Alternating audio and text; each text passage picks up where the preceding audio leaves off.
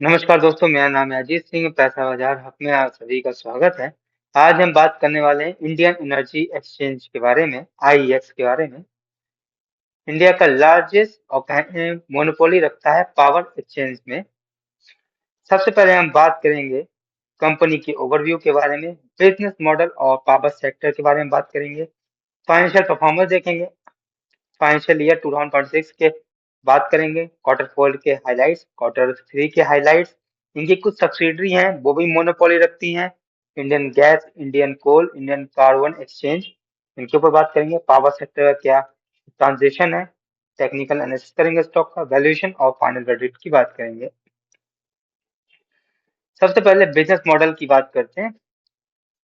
तो आईएक्स ऑपरेट करता है, इंडिया का लार्जेस्ट इलेक्ट्रिक एक्सचेंज है, two sided market place electricity का है ये, जो कनेक्ट करता है जनरेटर्स या फिर कहें जो बिजली बेचना चाहते हैं और डिस्ट्रीब्यूटर्स कंपनी जो खरीदना चाहते हैं रियल टाइम में बिजली, उन दोनों लोगों को मिलाता है।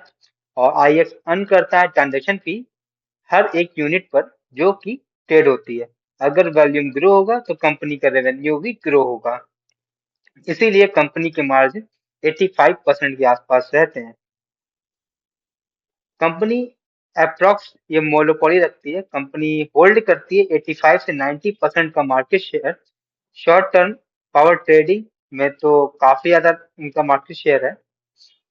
इंडिया की टोटल इंस्टॉल पावर कैपेसिटी है 514 गीगावाट की दिसंबर 2025 में। इसमें से थर्मल से आती है 70% की इलेक्ट्रिसिटी और 27% रिन्यूएबल सेक्टर से आती है। फाइनेंशियल परफॉर्मेंस की बात करें, कंपनी की सेल्स 2021 में थी 317 करोड़, 2025 में हो गई 535 करोड़। ऑपरेटिंग मार्जिन 82%, 86, फिर 84, 84, 85%। और नेट प्रॉफिट देखें, 2021 में कंपनी कमाती थी 213 करोड़, वही कंपनी 2025 में कमा रही है 415 करोड़। आसान भाषा में कहें, 2021 में एक शेयरधारक 2.38 पैसे कमा रहा था, वही शेयरधारक 2025 में कमा रहा है 4.65 रुपीज पर शेयर का। कंपनी के मार्जिन्स लगातार थोड़ा सा स्टेबल करें, लेकिन अच्छी बात यह है 80% से ऊपर ही रहे हैं पिछले 5 साल में। 2026 के रिकॉर्ड वॉल्यूम्स और क्वार्टर फोर के हाइलाइट्स की बात करें, record high electricity trading volume हुआ है 2026 में। और ऐसा कहा जा रहा है क्वार्टर फोर 2026 में इनका वॉल्यूम 339.4 मिलियन बीयू हुआ है, जो कि 24.3% ईयर ऑन बेसिस पर ग्रो होगा, जो इनका फाइनल क्वार्टर होगा। अकेले मार्च में देखें तो 23.5% ईयर ऑन ईयर बेसिस पर कंपनी का रेवेन्यू ग्रो हुआ है। और पिछले 9 महीनों की बात करें तो 102 B U billion units 14.3% year on basis पर बढ़ा है। और क्वार्टर थ्री में 34.1 था, जो कि 12% ग्रो हुआ है ईयर ऑन बेसिस पे। तो कंपनी का एयूएम काफी ज्यादा ग्रो हुआ है और क्वार्टर फोर में काफी ज्यादा अच्छा आने की उम्मीद की जा रही है कंपनी की। कुछ इनकी सब्सिडरीज हैं, उनको थोड़ा समझ लेते हैं। पहली है इंडियन गैस एक्सचेंज।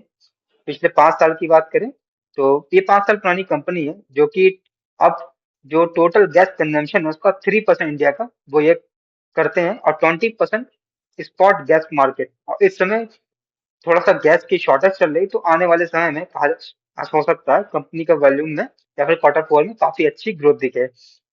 पिछले 9 महीनों की बात करें तो 58.2 मिलियन एम बीटीयू हुआ है, जो कि 46% की ईयर ऑन बेसिस पे ग्रोथ हुई है। और पिछले 9 महीनों का अगर हम रिजल्ट देखें तो पैट प्रॉफिट आफ्टर टैक्स इनका 47.9% ईयर ऑन ईयर बेसिस पे ग्रो हुआ है। आईएक्स हो सकता है अपना इसका आईपीओ लेके आए, आईजीएक्स का। ऐसा कहा जा रहा है गैस का जो वॉल्यूम है अगले 4 से 5 साल तक की 25 से 30% ग्रो होगा। और इंटरनेशनल कार्बन एक्सचेंज की बात करें, आईसीएफ इनकी एक सब्सिडरी है, वो ट्रेड करती कार्बन क्रेडिट में। इनका वॉल्यूम था 51 लाख का, जो 219% ग्रो हुआ ईयर ऑन बेसिस पे क्वार्टर थ्री में। और पिछले 9 महीनों की बात करें तो इनका 133 लाख हुआ है, जबकि लास्ट ईयर पूरे 2025 में पिछले 12 महीनों में इन्होंने किया था 59 करोड़ का। तो काफी अच्छी यहाँ पे भी ग्रोथ हुई है। और अगला इनकी एक सब्सिडी है coal exchange. Ministry of coal appointed कराया गया है coal controller organisation as regulator की तरह। इसके भी इंडिया का पहला कोल एक्सचेंज रहेगा। तो सभी जगह पे ये कंपनी और इसकी सब्सिडीज मोनोपोली रखती है मोस्टली। कंपनी की स्ट्रेंथ की बात करें तो कंपनी डेट फ्री है। पिछले 3 साल का एवरेज है 39.2% से इनकी रिटर्न ऑन इक्विटी ग्रो हुई है। डिविडेंड यील्ड की बात करें 53.4% है। ऑपरेटिंग मार्जिन 85% और आईजीएक्स का आईपीओ आ सकता है। वीकनेस की बात करें तो प्राइस टू बुक वैल्यू 9.36 है। फॉरेन इंस्टीट्यूशन की होल्डिंग घट रही है। प्रमोटर्स की होल्डिंग नहीं है। और रेगुलेटरी रिस्क बना हुआ है। इंडियन पावर सेक्टर की हम थोड़ा सा समझ लेते हैं। इंडियन पावर सेक्टर 514 में गीगावाट का है दिसंबर 2025 में। और थर्मल से 70% आती है।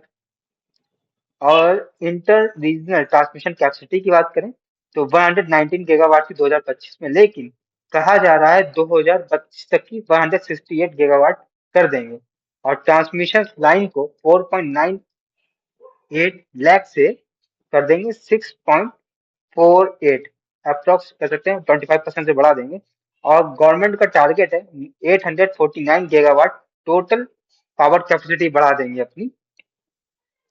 तो ये सब पॉजिटिव चीजें हैं। इससे पता चलेगा ये जो सेगमेंट है पावर का वो जितना कितना बड़ा हो सकता है। और इससे तो आपको पता ही है ज्यादा बिजली बनेगी तो ज्यादा ट्रेड होगा। और जब ज्यादा ट्रेड होगा तो कंपनी को रेवेन्यू ज्यादा होगा। पब्लिक की होल्डिंग 53.37 है। फॉरेन इंस्टीट्यूशन की होल्डिंग 11.42 है और डीआईएस की होल्डिंग 34.95 है। टेक्निकल एनालिसिस की बात करें स्टॉक अपने ऑल टाइम हाई से 41% नीचे चल रहा है। क्रिटिकल सपोर्ट 114 से 120 है। इमीडिएट रेजिस्टेंस 145 से 150 है। और इनके लिए नेक्स्ट रेजिस्टेंस होगा 175 से 180 का। आरएसआई अपने पीक से लगभग 45 का नाम 28 से 35% चल रहा है, जो कि ओवरसोल्ड टेरिटरी पे आ गया है। तो हो सकता है एक बाउंस बैक दिखा दे। फॉरेन इंस्टीट्यूशन की होल्डिंग पिछले 6 महीनों में घटी है। 18.53 थी जो घट करके हो गई 11.42%। टीआईएस की होल्डिंग बढ़ रही है और 34.95% हो गई है।